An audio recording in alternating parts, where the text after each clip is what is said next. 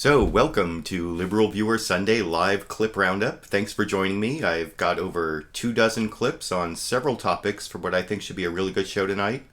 As always, this is my weekly broadcast of the best clips from the Sunday morning news analysis shows from the corporate media here in the United States, along with my commentary between the clips. And as usual, I'll be using clips from the Big Five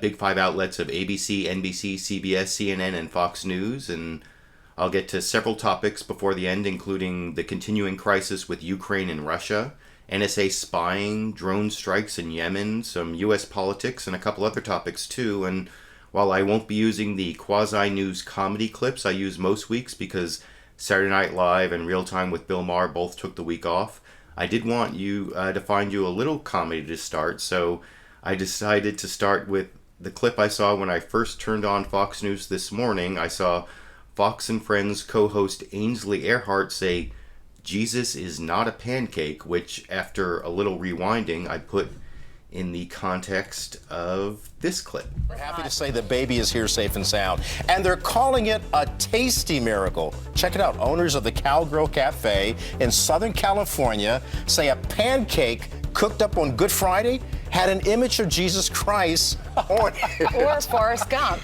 It looks like Forrest Gump when he was running. Either that or John Lennon. Or John Lennon, yeah. Is it Jesus? Or... Let's ask Father Jonathan Morris to weigh in on. What? I did not make that pancake, and I don't claim that that is Jesus, for the record. Jesus is not a pancake. Well.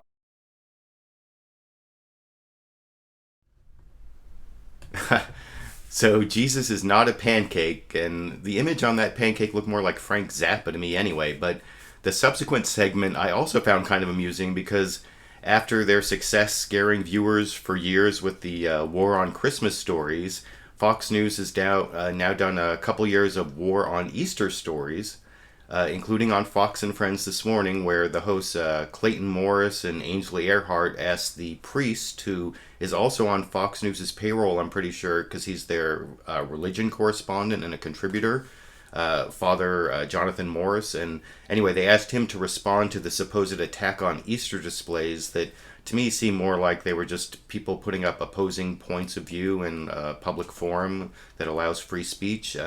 And also, Father Morris's answer didn't ring quite true to me in a couple places that I'll discuss after I show the clip here.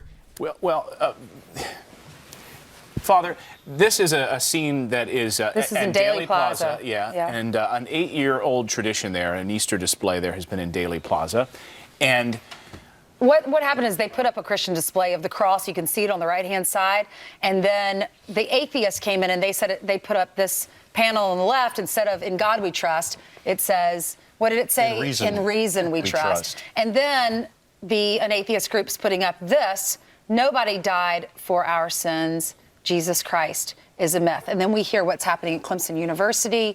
An atheist group in Wisconsin is going after the program there, saying that they don't agree with what the coach is doing and having Bible studies, voluntary Bible studies. What's happening? You know, before I weigh in on it, if you guys don't mind, the reason why this matters is because on Easter Sunday, we're celebrating the fact that Jesus died for our sins, we believe, as Christians. Remember the summary of that in Isaiah chapter 53 I love so much. It is, "For our sins or iniquity, he was wounded," right? He took on the stripes or the wounds for us in our place, the ultimate bailout. And that's what we believe. And so when we see faith under attack, when we see people standing up, using their free speech to say, Jesus is a myth. Well, first of all, we know historically that's not true. Mm-hmm. But we say, that's okay. We wouldn't do that. I wouldn't do that. I'm not going to take out a poster against atheists, but they have the right to do it. But we believe that this is actually true. And we're celebrating that today on this Easter Sunday. So in other words, I don't get too worked up about it. I'm not too fired up about it. It's good we bring light to it because it helps us. The timing is just suspect. Why don't they do this in 2 more months? Why do they do it the holiest holiday for us? Now, there are at least a couple things that didn't ring true to me in that answer. First, Father Jonathan Morris's certainty that Jesus is not a myth seemed kind of too firm to me as someone who studied history, because there's kind of a scarcity of historical evidence for Jesus. I mean, there's a little bit. There's this guy Josephus who was writing on behalf of the Roman. Anyway, I'm not going to go into all that. And also his claim that, the atheists are speaking out against Catholicism, which is something that Catholics wouldn't do. He said he wouldn't hold up a poster, or, like Catholics don't advocate against atheism, when that doesn't really seem to jibe with the church's mission to convert people, and to me anyway. So there was something else in there that, anyway, several things didn't seem to make sense about that answer, but I didn't really want to spend too much time on that topic, even if it is Easter that some people celebrate today. But I think there were actually several more important topics this week, starting with the continuing crisis in the Ukraine. Even after the United States, Russia, and Ukraine brokered a deal last Thursday, some of the local militias aren't complying with it. And I'm going to show you the breaking news about the latest violence from 3 different networks, starting with the report from ABC's Alex Marquardt on This Week with George Stephanopoulos this morning, over in this clip. Good morning, Martha. A mysterious and deadly shootout this morning is deepening divisions, raising tensions here after Ukraine had announced an Easter suspension of its military operation to quash pro-Russian unrest in the eastern part of the country. Around 3 a.m., pro-Russian militants say they were attacked outside of a town that they control, and say several of their members were killed by a far-right nationalist group, which is aligned with the new government in Kiev. Now, the evidence they're offering is suspicious, but already Moscow is saying it is outraged by Ukraine's unwillingness to control anti-Russian extremists. It's the latest sign that the deal signed in Geneva with Secretary of State John Kerry and other international partners last week has had no effect. It called on illegal armed groups to put down their weapons and leave occupied buildings like this one here, but so far, no one has budged. Martha?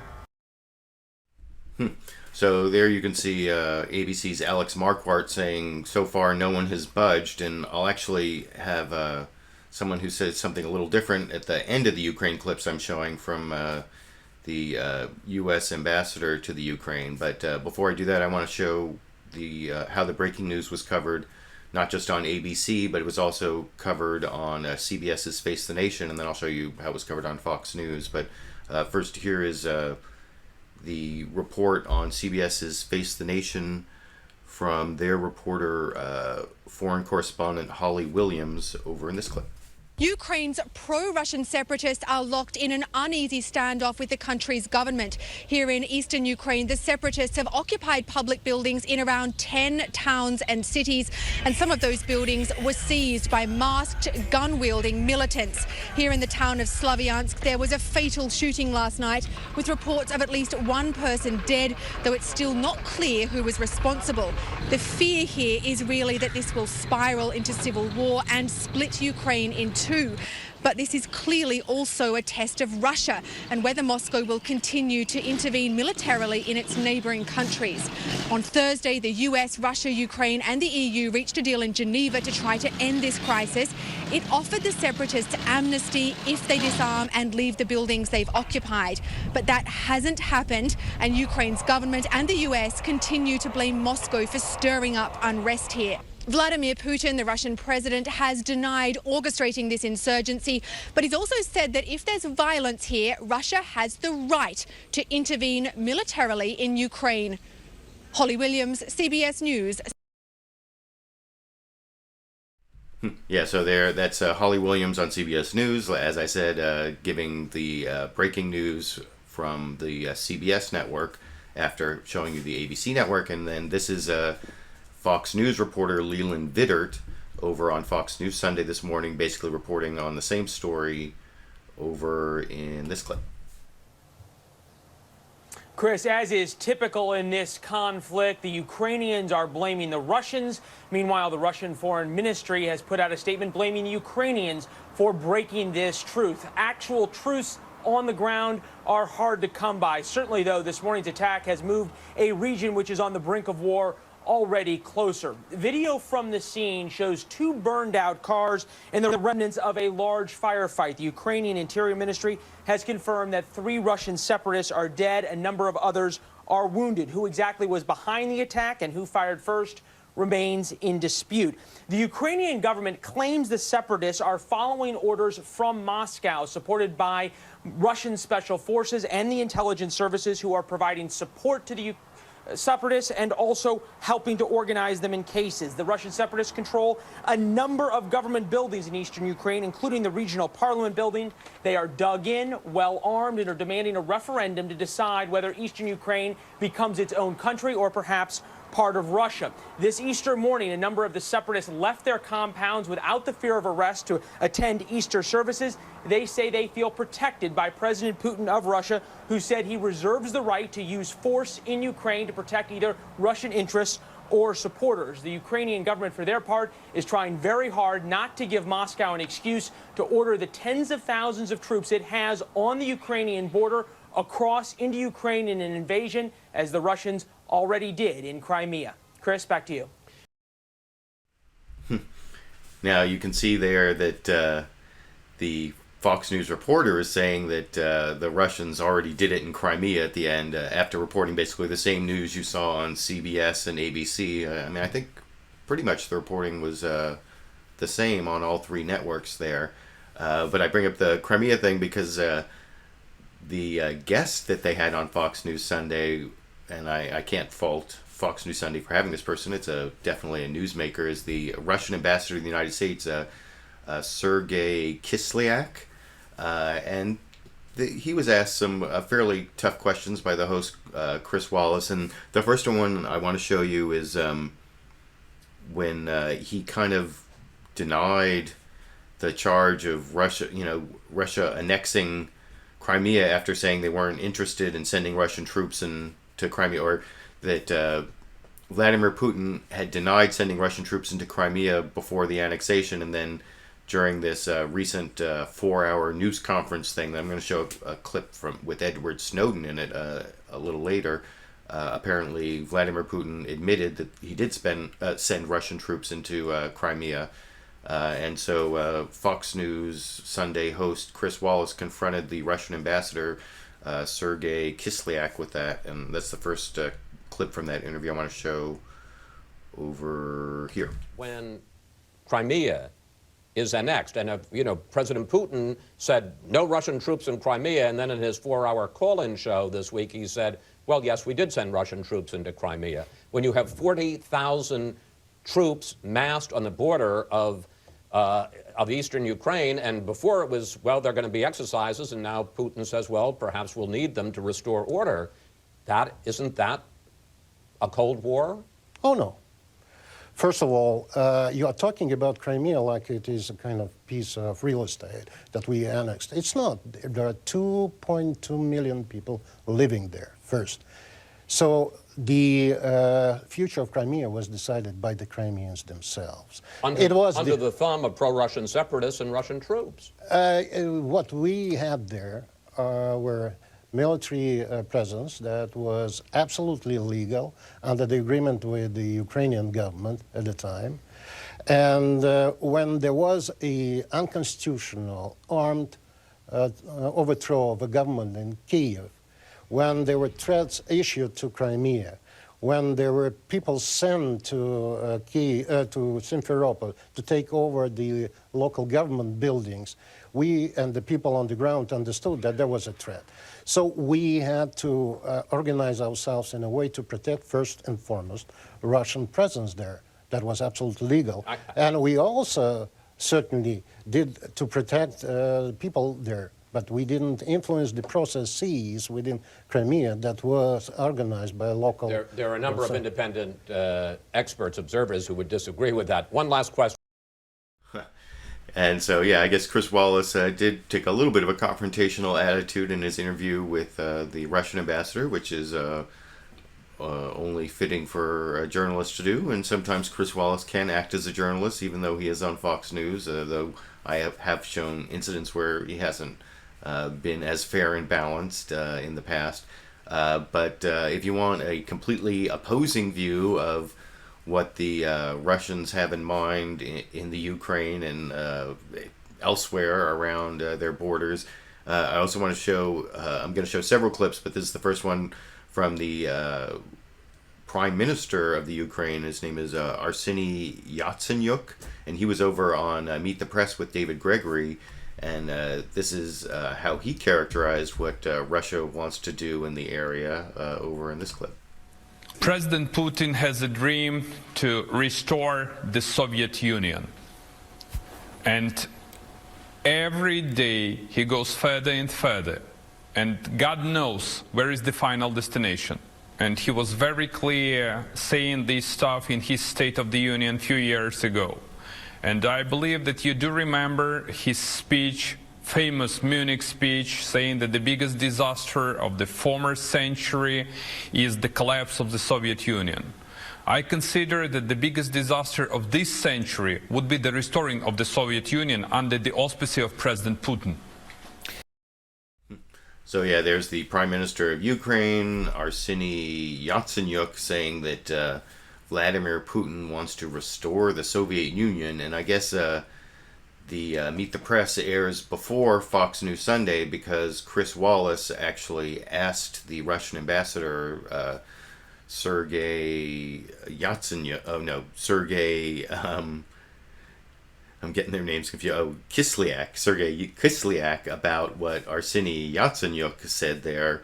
And here is the Russian ambassador's response over in this clip. Territorial ambitions. First, any statements about us having dreams of restoring Soviet Union is a false notion in its very nature. And secondly, the allusions to the history of relations between Russia and Ukraine by the presidents was just to show that we are so intertwined.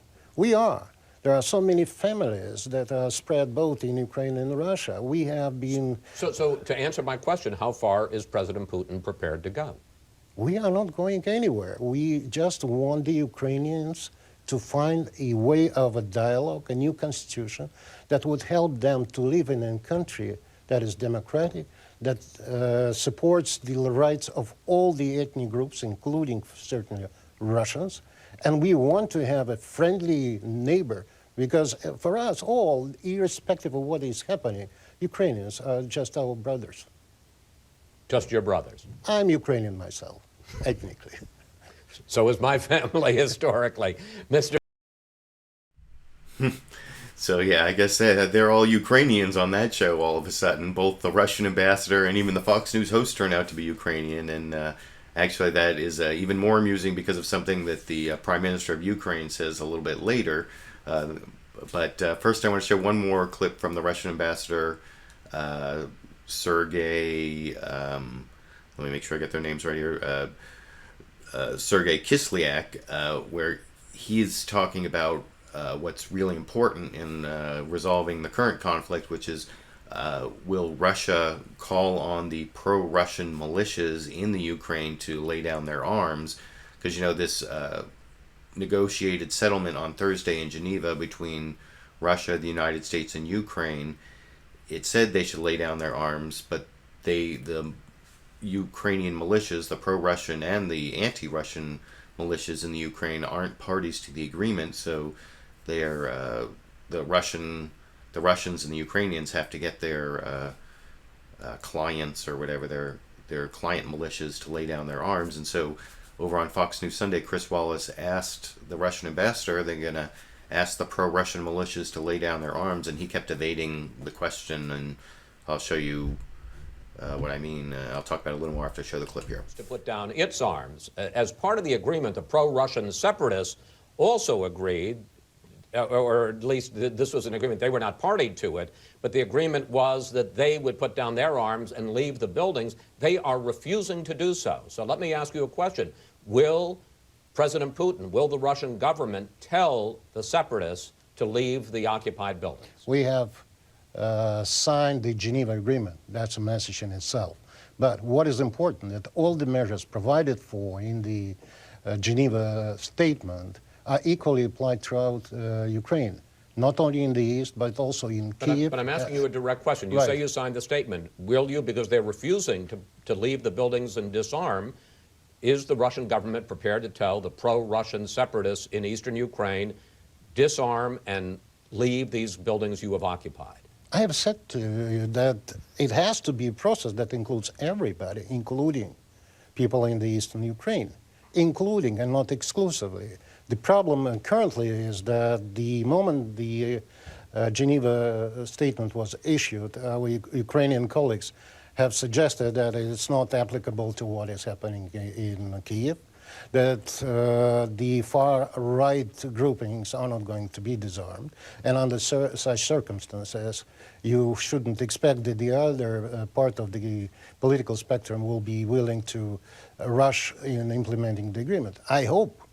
I sincerely hope that as a result of diligent process that will have to bring the Kiev part of the agreement implemented, we will see things developing in the right direction in implementation. But it calls for several things. One, all, and I underline the word, all groups that do have unauthorized arms have to be disarmed. So yeah, there you can see the Russian ambassador Sergey Kislyak saying that if before Russia calls on the pro-Russian militias in eastern Ukraine to disarm, the anti-Russian militias in Kiev, and I'm not sure, is he referring to the actual current government in Kiev that overthrew the pro-Russian president Viktor Yanukovych? I'm not sure if that's what he means, or if he means just they're like client militias who did it, but that was definitely did not sound good for the prospects of a ceasefire or an end to violence if the Russian ambassador is not willing to even publicly say that people who are pro-Russian in Ukraine should lay down their arms. And I said I didn't have any comedy clips in, I tried to show a little bit of comedy with the war on Easter from Fox News, but I noticed that the Ukrainian Prime Minister, whose name is Arseniy Yatsenyuk, I've shown a couple clips from him, he actually kind of made a joke over in his interview on Meet the Press when he was asked about the Russian negotiating positions about changing the Ukrainian constitution, and I guess his delivery doesn't have really the good timing of a punchline. I doubt you'll actually laugh, but if you pay attention, you'll see he's telling a sarcastic joke in his answer to David Gregory over on Meet the Press in this clip. Are you prepared to let Eastern Ukraine become autonomous, which would effectively mean it would be part of Russia's orbit? Russia made a number of offers, starting with so-called federalization and ending with a new constitution, and they strongly recommend us how to govern Ukraine.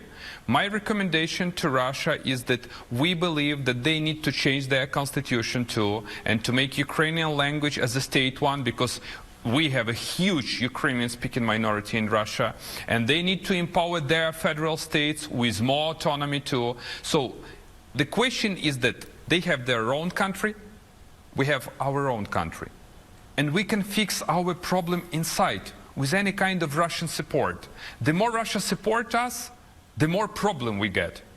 So if Russia pulls back, we will have Ukraine as one united, territorially integral, sovereign and independent state. Any Russian ideas related to federalism or to autonomous status of southern or eastern Ukraine are aimed at only one thing: how to eliminate Ukrainian independence. Yeah, so there's the Prime Minister of Ukraine saying, before we change our constitution to give more autonomy to the ethnic Russians in Ukraine, how about the Russian Federation changes its constitution to give more autonomy to all those Ukrainians? And remember, the Russian ambassador, Sergey Kislyak, actually admitted he was Ukrainian, so isn't he being oppressed by Vladimir Putin and the Russian majority, or I don't know. Anyway, and I guess you have to agree with me. He was trying to make a sarcastic joke in his answer there. I don't know if you actually laughed out loud at it, but anyway, without Saturday Night Live and Real Time with Bill Maher, that's the best I can do in terms of comedy, I guess. But I also want to show another clip from the Prime Minister of Ukraine. Let me get his name again. Arseniy Yatsenyuk, talking about what it is that Ukraine needs from the United States in the current conflict with Russia over in this clip. We need a strong and solid state. We need a financial and economic support. We need to overhaul the Ukrainian military. We need to modernize our security and military forces. We need the real support. You know, it's easy to answer the question you just asked me.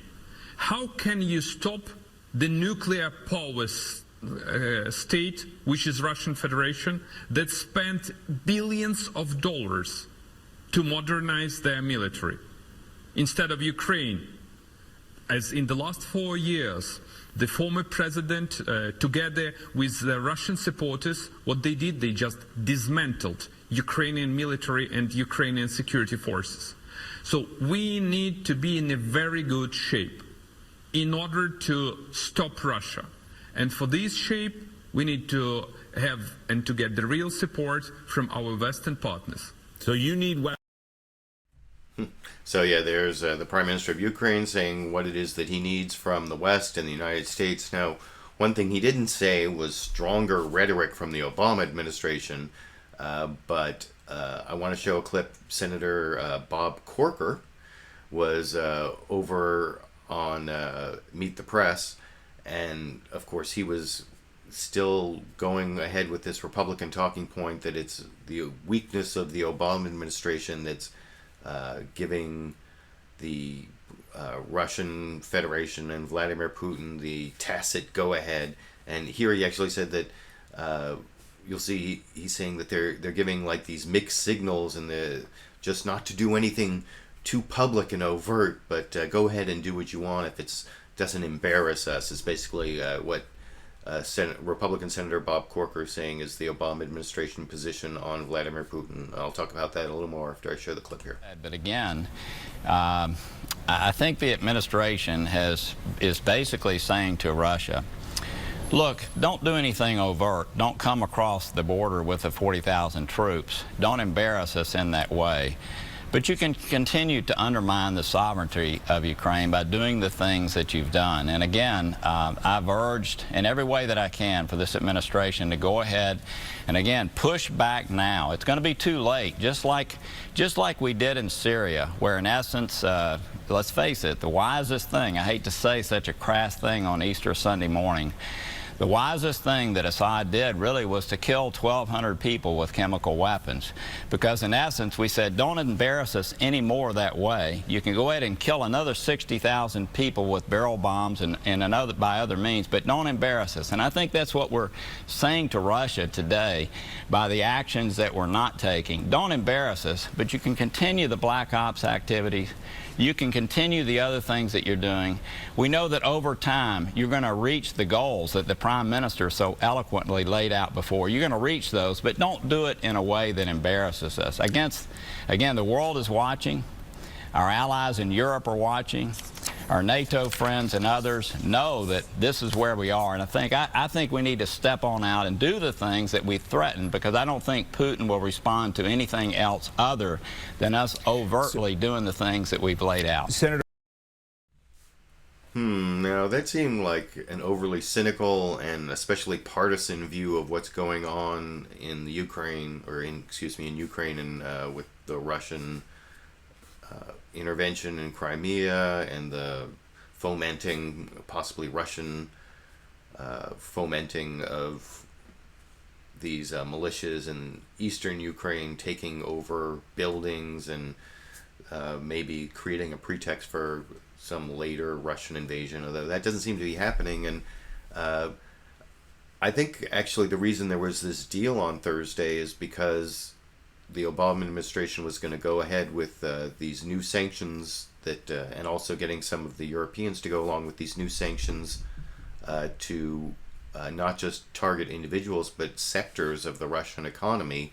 and that's why they went ahead with this deal. And I also want to show, at least to give the Obama administration one spokesperson in this whole debate, the U.S. ambassador to Ukraine, Geoffrey Pyatt, was over on CNN's State of the Union with Candy Crowley, and he basically gave the Obama administration view on this. He reaffirmed the deal on Thursday and said that actually all parties are reaffirming the deal, and he actually said that one of these buildings that's been taken over by a pro-Russian militia in the eastern Ukraine is now flying a Ukrainian flag, and he was touting that as like a success that I didn't hear in any of the other news reports, and I'll talk about that a little more after I show the clip here.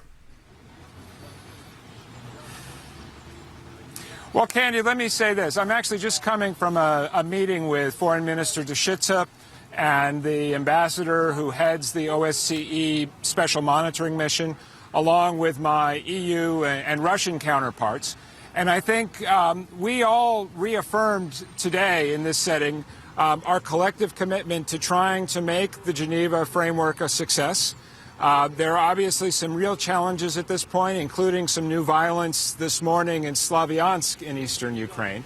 But we also believe that there has been some progress. I'm seeing reports this morning that at least one of these government buildings now has a Ukrainian flag flying over it. And the OSCE has monitors on the ground who are reaching out, engaging with local political elites, seeing if there's a way to de-escalate the crisis. So right now we're planning for success. On your question about civil war and violence, you know, what I hear from Ukrainians across the board, and especially on this Easter holiday, is a desire to bring everybody together. There are obviously efforts from small, isolated groups to stir division, but that's not what I hear from most Ukrainians, including, I should add, Ukrainians in the East.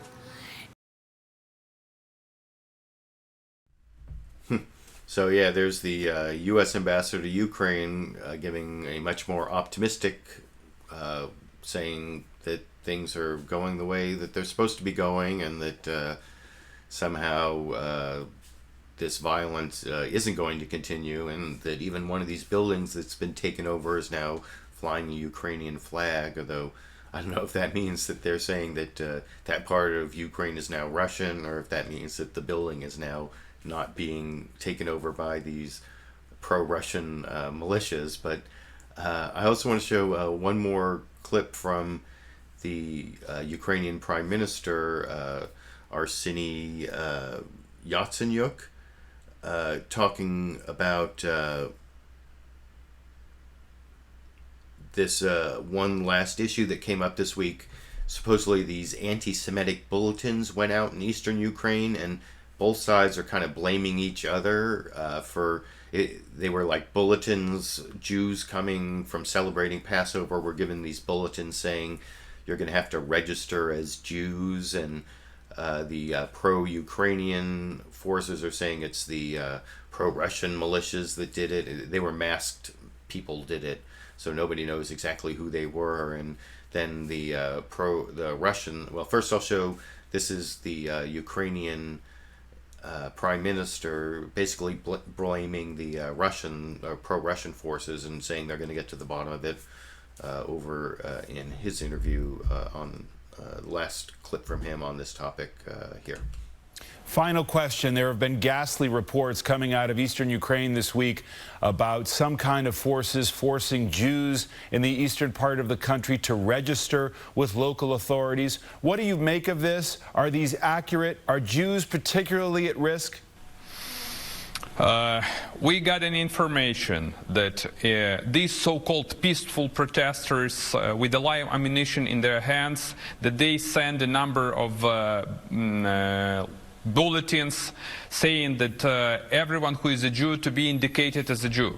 And today in the morning, I made a clear statement and urged Ukrainian military and security forces and Ukrainian Department of Homeland Security urgently to find these bastards and to bring them to justice. Okay, so there you can see the Ukrainian Prime Minister calling whoever handed out these anti-Semitic bulletins in eastern Ukraine, they're bastards, and he's going to find them. But the same bulletins were condemned by the Russian ambassador Sergey Kislyak over on Fox News Sunday. And this is the last clip on the Ukraine situation I'm going to show, which I'll talk a little more about after I show it here. First of all, I think it's an outrageous provocation.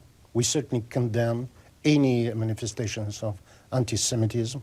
Moreover, we have always been concerned very much that the rightist movements that came to power in Kiev or helped to bring the new government in Kiev have shown themselves to be very anti-Russian, but it's a separate issue, but also anti-Semitic.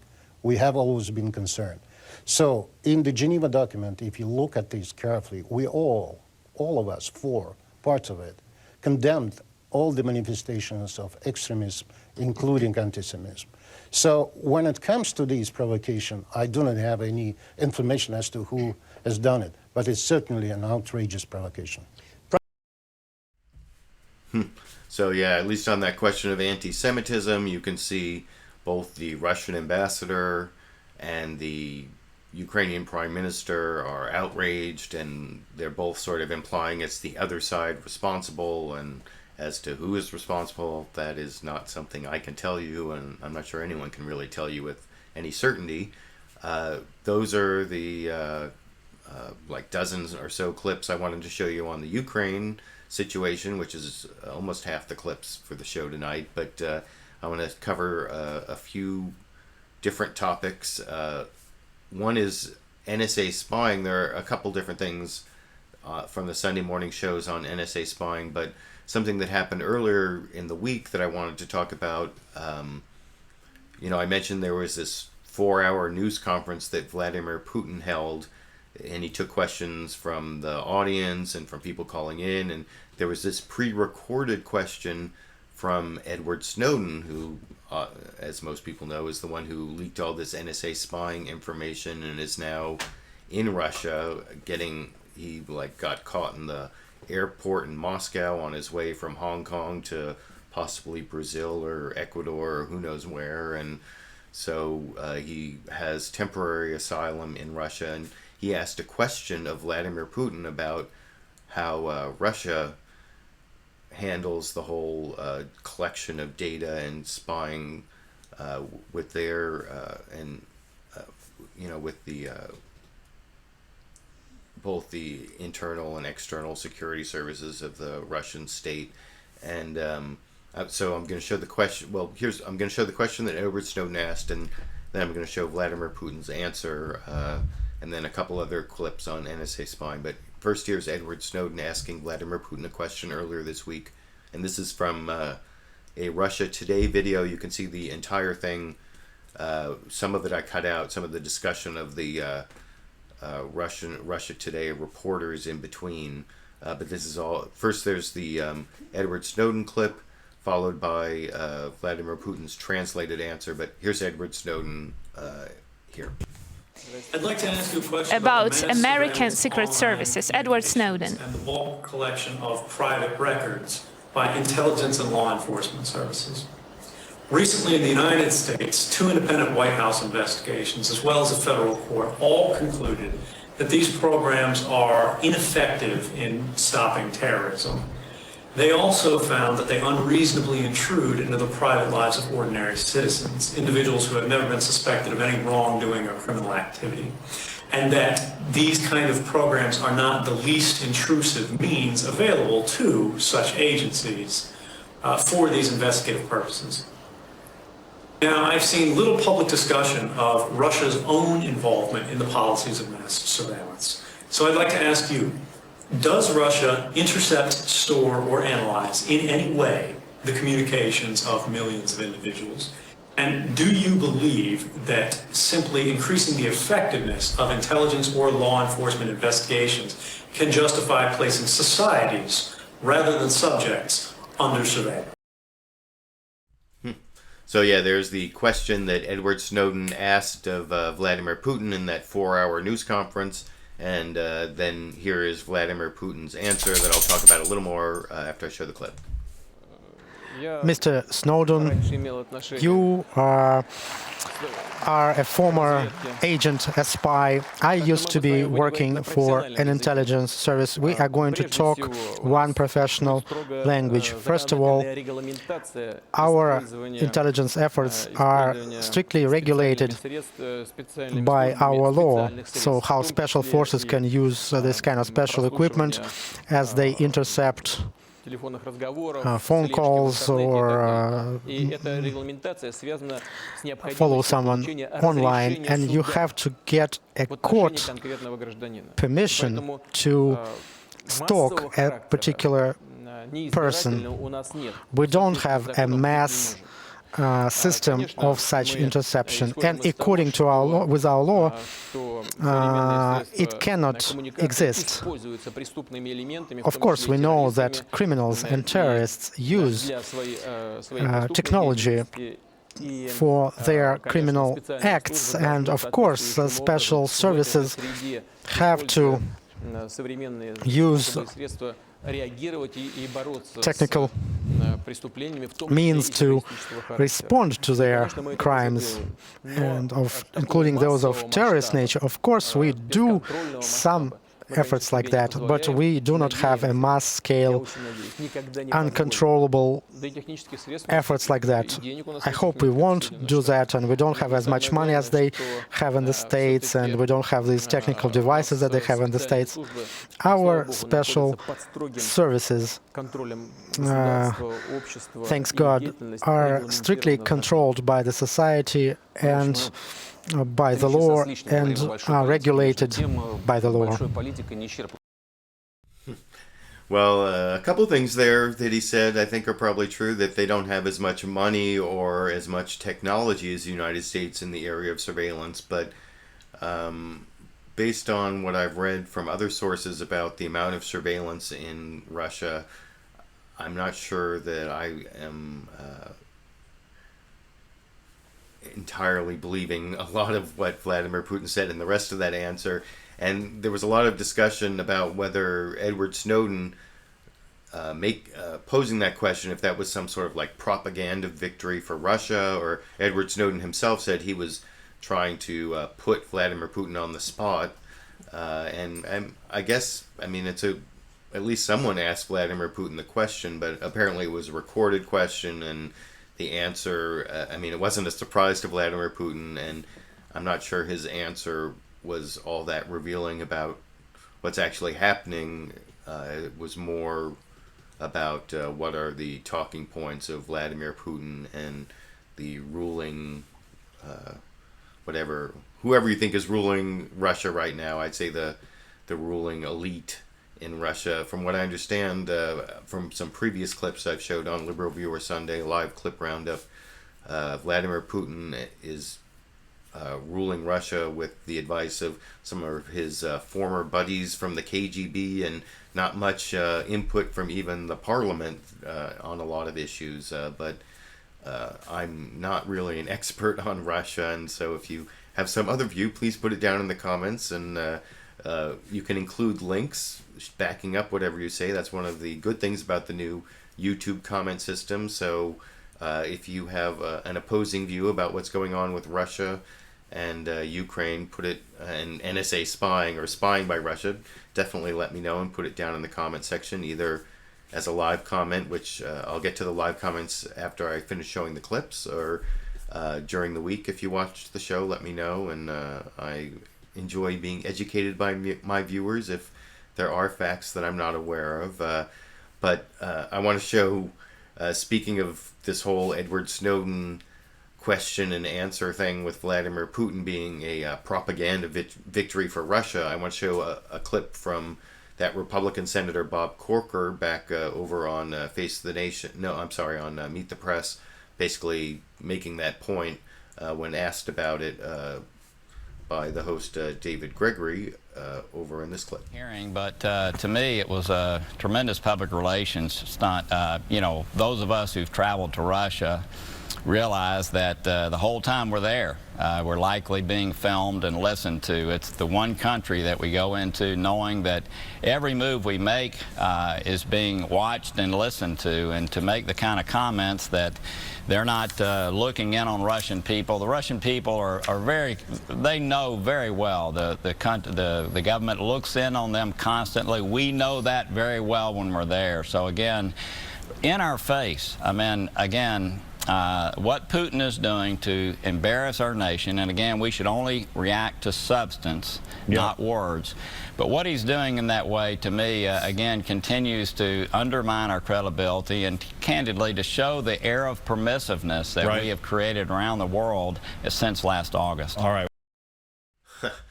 So, yeah, I guess Senator Bob Corker brings it around eventually to showing the weakness of the Obama administration. I think almost anything that happens, you can bring, it's like the 6 degrees of Kevin Bacon. It's like the 3 degrees of Republicans finding problems with the Obama administration. I don't know. But, Senator Bob Corker not only said some things I actually agree with about Russia being involved in surveillance, but then that whole thing coming around to weakness in the Obama administration. I'm not sure how we got there, but as long as we're on the subject of NSA spying, one of the journalists to whom Edward Snowden leaked his documents, Glenn Greenwald, was back in the United States this week to hear news that he had been awarded the Pulitzer Prize for journalistic public service, which I personally think he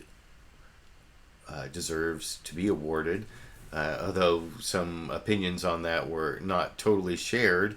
One of the people who seemed to think it was an outrage that Glenn Greenwald and The Guardian, along, I believe it was The Washington Post and The Guardian, as the ones who broke the NSA spying story, Edward Snowden leaks, I believe they both got the Pulitzer Prize. And Peter King, the Republican congressman from New York, who is really never met any kind of NSA spying he didn't like, and is someone who has said that Edward Snowden and possibly Glenn Greenwald should be locked up for this whole story. He tweeted that it was basically an outrage that the Pulitzer went to Glenn Greenwald, and Glenn Greenwald was over on CNN's Reliable Sources, and I'm going to show a few clips from him. The first one is the host of CNN's Reliable Sources, Brian, is it Stelter? Stelter, Brian Stelter, asking Glenn Greenwald to respond to Peter King's tweet over in this clip. Congressman Peter King, one of your sharpest critics, right on Twitter on Monday right afterwards, he said, awarding the Pulitzer to Snowden enablers is a disgrace. Anything you'd like to say back to him about that? You know, I mean, I look at Peter King's condemnation as an enormous badge of honor. You know, if you look at what people were saying about Daniel Ellsberg in the New York Times in 1971, which is now widely recognized as extraordinarily heroic and noble and important reporting, the Peter Kings of that era were saying the same thing. They actually were threatening the New York Times with prosecution. They impaneled a grand jury to consider prosecuting them. Senior Obama administration officials were suggesting what we were doing is criminal as well. And that's just part of, I think, what journalism is if you want to be adversarial to those who wield power, you have to expect that those who wield power aren't going to like what you're doing very much. And not only doesn't that bother me, I see that as a vindication that what I'm doing is the right thing. So yeah, I definitely agree with what Glenn Greenwald is saying there. And one of the reasons I think that he deserves the Pulitzer Prize is because of the risk that he's taken. And some people are downplaying the risk that he's taken, but he's really fought those who are trying to criminalize journalism, basically. And, you know, when I heard this, they talk about this on Fox News when it happened to their reporter, Jeff Rosen. But then when it comes to Glenn Greenwald and Edward Snowden, all of a sudden they have committed treason. But I actually believe that he's done something important at some risk to himself. And of course, Glenn Greenwald has never been accused of not finding the best arguments to promote himself, and he made that argument himself over on CNN's Reliable Sources which I can show you in this clip. And to me, this is one of the most important things that I think has happened in this story is it wasn't just David Gregory, it was this series, and it escalated recently, of not just people like Peter King, but Mike Rogers and James Clapper and Keith Alexander, allied governments in Canada, explicitly calling me personally and my colleagues criminals for reporting on the story. And they wanted to create this climate where there was this serious possibility that those of us who were doing the reporting could be criminally prosecuted. And I think one of the reasons why I was willing to come back to the United States when I did is because I knew that the Polk Awards as well as the Pulitzers were this week, and it would make it very difficult for them to follow through on those threats. But that climate of fear was deliberately cultivated at the highest levels of the U.S. government, and I think the Pulitzer Board did answer that rather resoundingly. So I agree with what Glenn Greenwald is saying there, that there have been people who have gone over the line and threatening people with prosecution, and even like a couple times I heard almost death threats, like it was jokingly talking about targeting people with drones and that kind of thing, but that's not the kind of thing you want top U.S. government officials to be joking about, especially these days. And I'm actually going to show a couple clips about a recent drone strike in just a minute, but I want to show one more clip from Glenn Greenwald over on CNN's Reliable Sources, talking about what should be hopefully the next time we see a lot of Glenn Greenwald interviews, when he has a book coming out later this year. So hopefully he'll be going on a book tour if he doesn't get arrested anyway. And he said that there are going to be new revelations. I mean, I guess if you have a book coming out, you have to say there are going to be some earth-shattering revelations. But I want to show like a 20-second clip of him saying that there are going to be some new NSA spying revelations when his book comes out over in this clip. Yeah, there are stories that I felt from the beginning really needed the length of a book to be able to report and do justice to.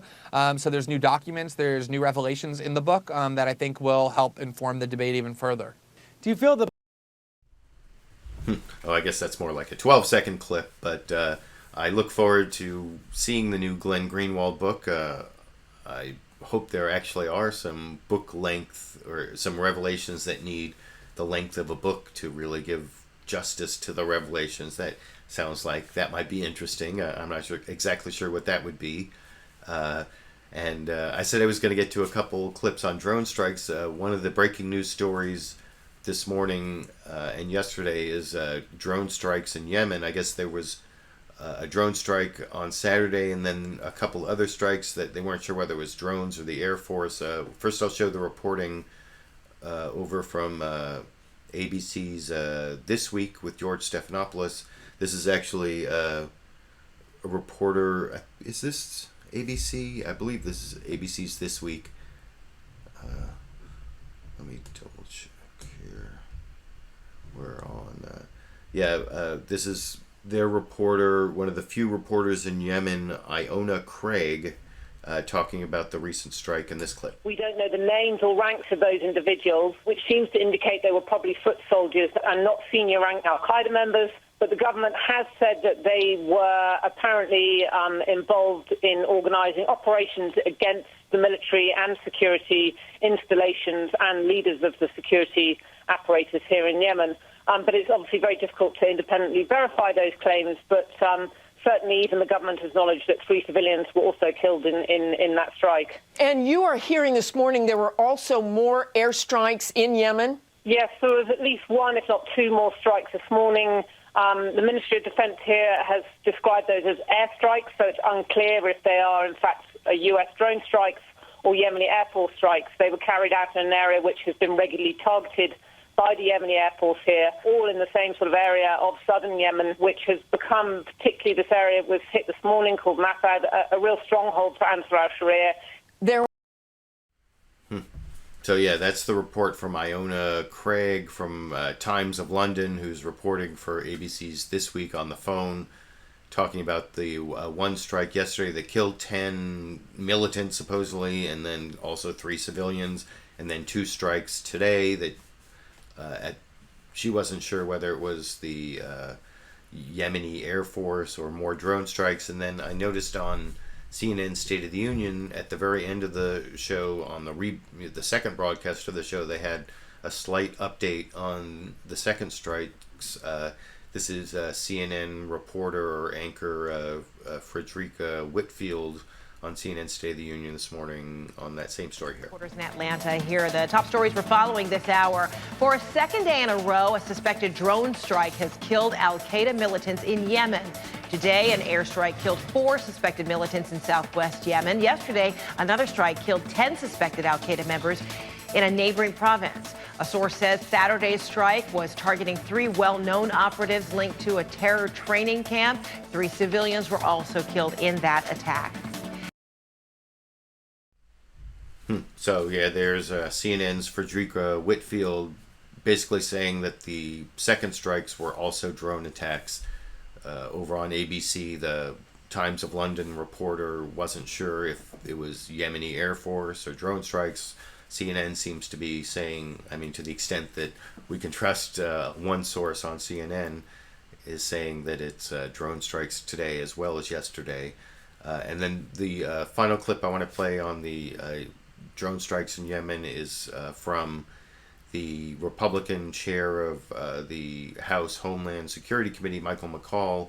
He was over also on ABC's This Week with George Stephanopoulos talking to Martha Raddatz, but he didn't seem to know much more than what was in the news reports. He just said, if what they say in the news reports is true, then it's important or it's significant, or I think that's basically what he said, but I'll show you the clip and talk about it a little more after you see it here. Well, if the reporting's accurate, this is a very significant drone strike.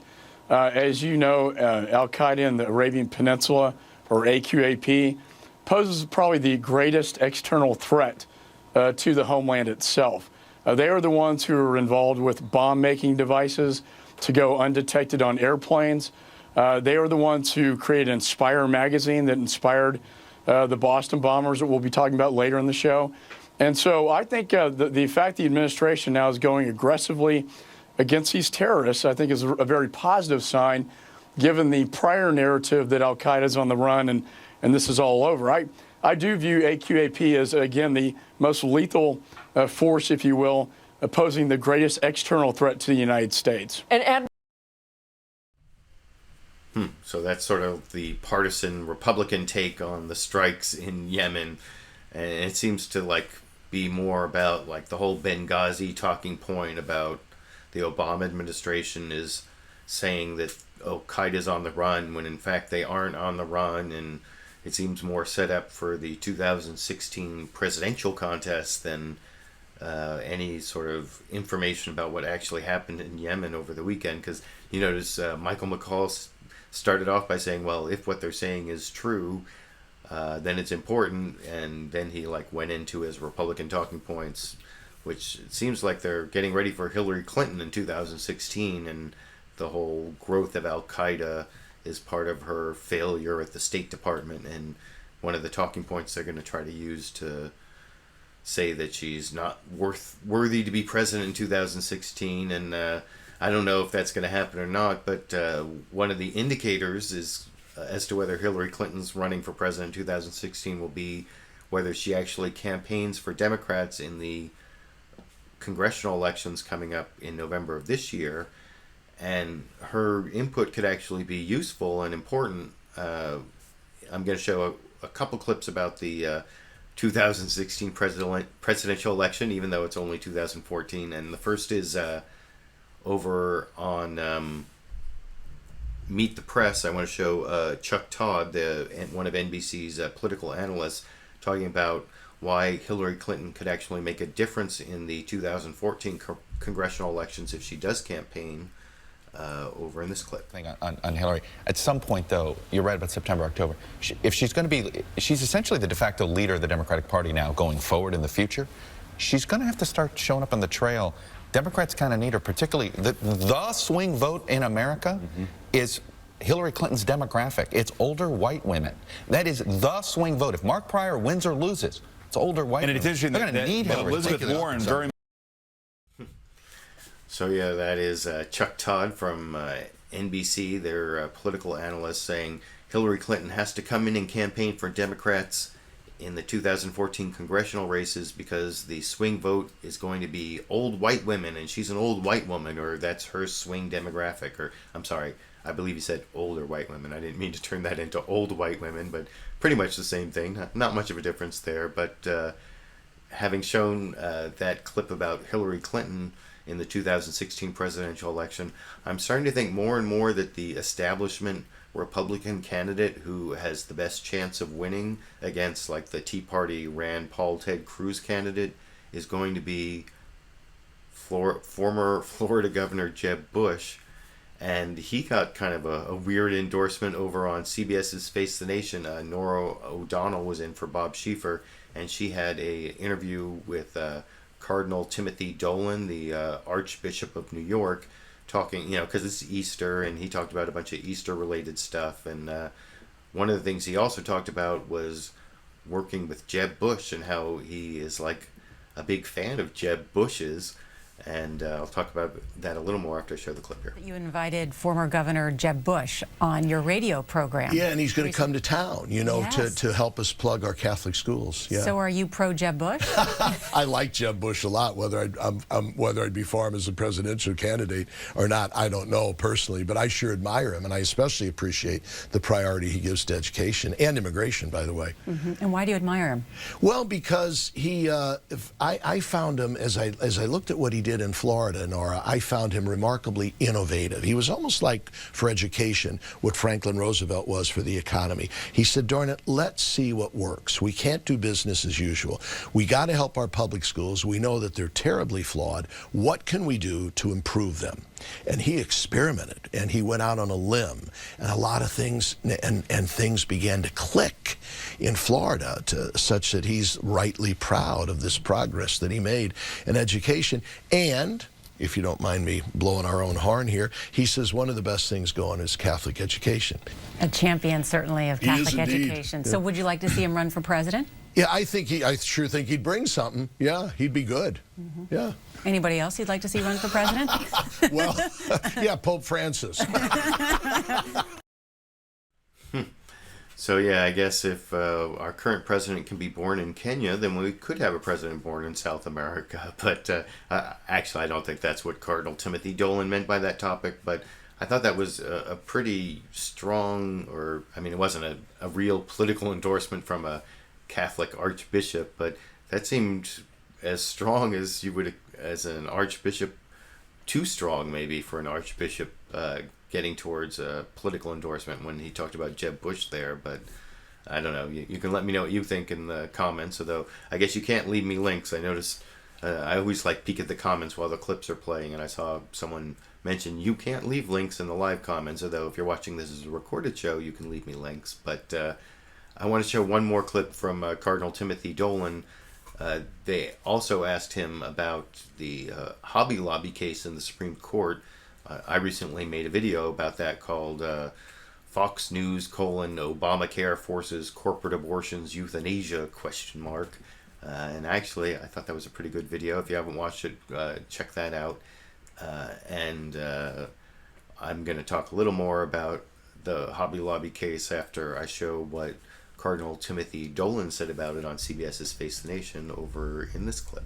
I want to talk to you about one of the cases that is before the Supreme Court. It's known as the Hobby Lobby case, and they're considering whether private companies should be exempt from the Affordable Care Act, known as Obamacare, and the mandate about whether to provide contraceptive coverage to their employees. Where do you stand? I would be inspired by the Hobby Lobby. I think they're just true Americans. They're saying, look, the genius of America is that religious convictions affect the way we act. America is at her strongest, at her best, when people can bring everything into the public square, including their moral, ethical, spiritual, and religious convictions. And the government should never force us to do anything that is contrary to those deepest held convictions. That they're fighting for that and willing to go all the way to the Supreme Court, boy, they sure have my admiration. But doesn't that set a dangerous precedent if a private company can use religion to deny benefits to its employees? It could, and as you know, they're arguing that, and the Supreme Court in the past, if I understand correctly, has said, in general, the bias is on the side of the rights of conscience and religious liberty. There may be occasions when that is so detrimental to the common good that it will outweigh it. Is this one of them? I mean, is the ability to buy contraceptives that are now widely available? My Lord, all you have to do is walk into a 7-Eleven or any shop on any street in America and have access to them. Is that right to access those and to have them paid for? Is that such a towering good that it would suffocate the rights of conscience? I don't think so, but I hope the Supreme Court agrees.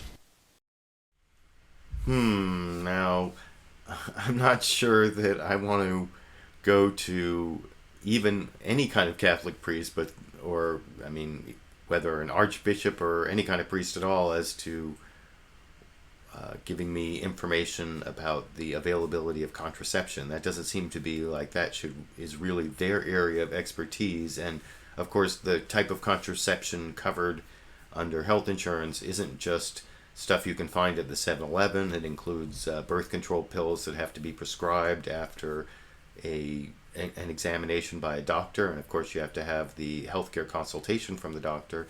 And of course, one of the most effective forms of birth control is IUDs, and they're actually pretty expensive. So what the Cardinal there said about the availability of contraception isn't really accurate on the issue. And then he also gave like his legal analysis there, and I mean, maybe he is a lawyer for all I know. I mean, a lot of people are lawyers that you wouldn't expect, but for all I know, as far as I know, he's not a lawyer, and his description of what the Supreme Court has said in the past about it generally erring on the side of the religious for these kind of laws, unless there's some overwhelming reasoning or interest by the state.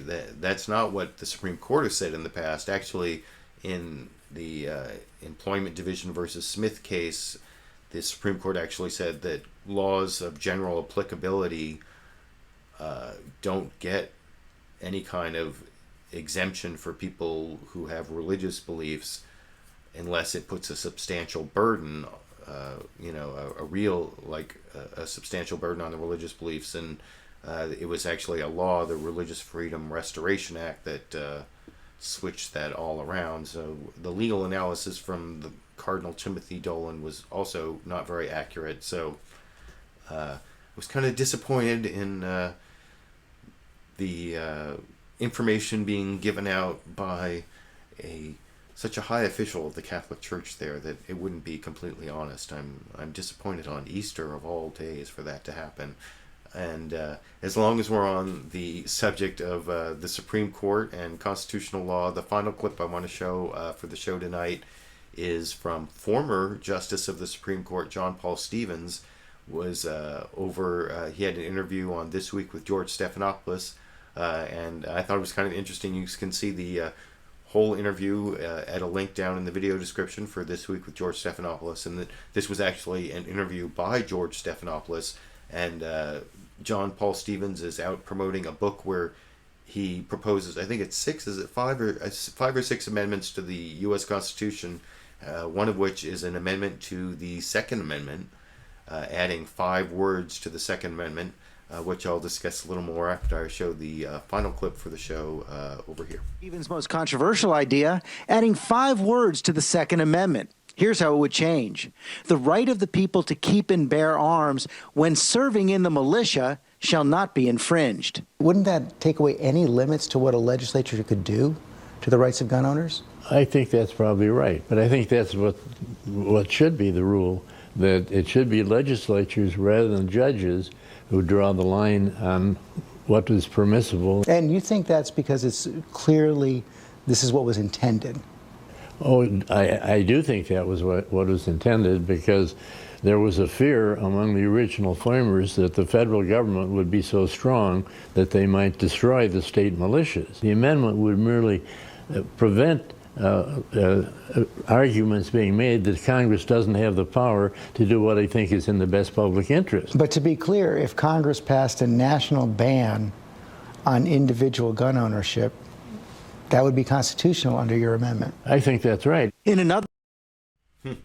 So yeah, there's former Justice of the Supreme Court John Paul Stevens saying that he wants to add those 5 words to the Second Amendment to give it the meaning that it probably had when it was originally written. And I actually agree with him. I used to argue about the Second Amendment online all the time before the Supreme Court in 5-4 decisions kind of decided it, or at least as long as those precedents remain in effect, that there's an individual right to keep and bear arms outside of militia service protected by the Second Amendment, which I don't really believe is what the Second Amendment originally meant.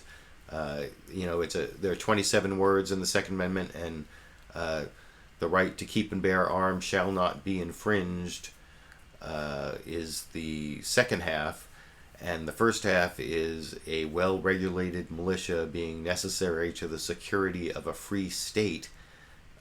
Those are the first 13 words, and I think they modify the second half to mean basically what Justice or former Justice John Paul Stevens said the Second Amendment should be amended to mean, to clear up what was cleared up the other way by these 5-4 decisions that I think went the wrong way, at least according to my reading of the meaning of the Second Amendment back when the Bill of Rights was originally passed and incorporated into the U.S. Constitution.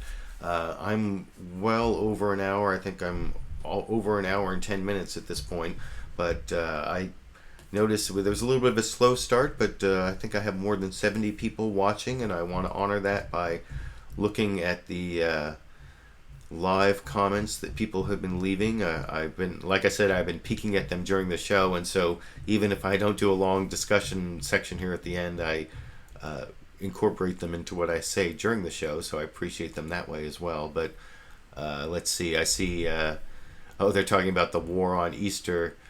Rising Link said, I'd like to see Easter wage a war on Christmas. Well, I think that is in the spirit of the comedy clips that I was using that for. Let's see. Julio Cesar Calixto Moreno says, Bunny and Santa fighting to get kids on their laps. Okay, I guess that would be Christmas and Easter fighting each other. And then JRM 102 says, if Kiev had control over extremist parties, then there wouldn't be pro-Russian separatists. So that is a comment. Like I said, I don't really know that much about who controls what militias. What I know about Ukraine and Crimea and Russia is from all the shows that I've been watching these Sunday mornings for the last couple decades, and of course sort of a basic historical knowledge of what's happened in Europe, but all the specific parties and stuff, I know a few of the players that I've shown you in clips, but I don't know who really has control. People talking about Venezuela, I think I talked about that a few weeks back about how it's kind of surprising what gets coverage and what doesn't. Last week I showed that clip of the violence in Central African Republic, which doesn't get the coverage that what's going on in the Ukraine does. And Venezuela, I guess the Central African Republic and Venezuela isn't really white people problems, which is what's in Europe, but U.S. national security has always been more fixated on what happens in Europe than anywhere else in the world. And South America, I guess, has more of a U.S. national security interest than what goes on in the Central African Republic, probably, at least for those people who believe in real politic and, just not humanitarian, but just, what is in the political or national security interest in the United States. But yeah, I don't know why what's going on in Venezuela hasn't gotten more coverage, because it is important. Venezuela is a member of OPEC and is a leading country in Latin America. So yeah, but the show I do here is basically based on the clips on the Big Five corporate news outlets, their Sunday morning shows. Like I say in my introduction, it's let's see if I can get all 5 networks. It's ABC, NBC, CBS, CNN, and Fox News, and they just don't cover Venezuela. And there were a few things they covered that I didn't cover. The Boston bombing anniversary and the upcoming Boston Marathon they talked about, and there were a whole bunch of Easter topics I didn't cover, but nothing on Venezuela. I'm not covering up any coverage of Venezuela. I need to do a quick little Marco Rubio here. Oh, see, Herp and Derp says irrelevant. LV talks about the corporate news media if they don't cover Venezuela. So yeah, that's basically what I was just saying. I'm covering what the corporate news media is covering, and I'll occasionally bring in a couple other things when I have time or when I can, but I'm just showing you what was covered by the corporate news media. Oh, and there's that Ryzen link says we can't post links in the live chat, LV, and yeah, I noticed that along the way, and sorry I said that, but if you're watching this as a recorded show and you want to post any links, go ahead and educate me. Otherwise, wait till this shows up as a recorded show later tonight, and then you can post me the links, I guess. But let's see, Excel Sys Zax, that I guess if XAX is pronounced Zax, says drones would be just as stupid as everything else if other countries counted them as foreign troops. Well, I guess that's true. Although I was just reading an article about how Hezbollah and Hamas, but especially Hezbollah and Iran, are preparing all these drones to be used against Israel in the next conflict, especially if Israel bombs Iran over their nuclear program, that there are all these Iranian drones that are going to be used in the next conflict between Iranian clients like Hezbollah in Lebanon and Israel. So maybe the U.S. isn't going to be the only one using drones. Malkadon says drone strikes always feel like lazy and impersonal operations. Well, I mean, I can't disagree with that, but I wonder if people will look at it differently when the weaker power like Iran in an Iran-Israel conflict is starting to use drones. I don't know if that's going to make any difference. Anyway, I'm like over an hour and 15 minutes now, and I appreciate all the people who showed up to give me comments, even though it's Easter, and I think I got almost to 80 live viewers at one point. So thanks for joining me. I am actually working on a new edited, produced video on a Mount Soledad cross on federal land that's been in the courts for like 20 years. Was covered on Fox News, and I'm making a video, I think it's called Fox News Bias in Christian Cross on Federal Land Story, and that will hopefully be up in the next couple days. If you haven't seen my edited, produced video from last week about the Hobby Lobby case, that's Fox News, Obamacare forces corporate abortions, euthanasia, ? Check that out. And as always, I appreciate all my viewers joining me for LiberalViewer Sunday Live Clip Roundup that I do every Sunday at 6:30 p.m. Pacific Time, choosing the best clips I can find and capture and process and get ready for you on every Sunday, and I plan on doing it for the foreseeable future.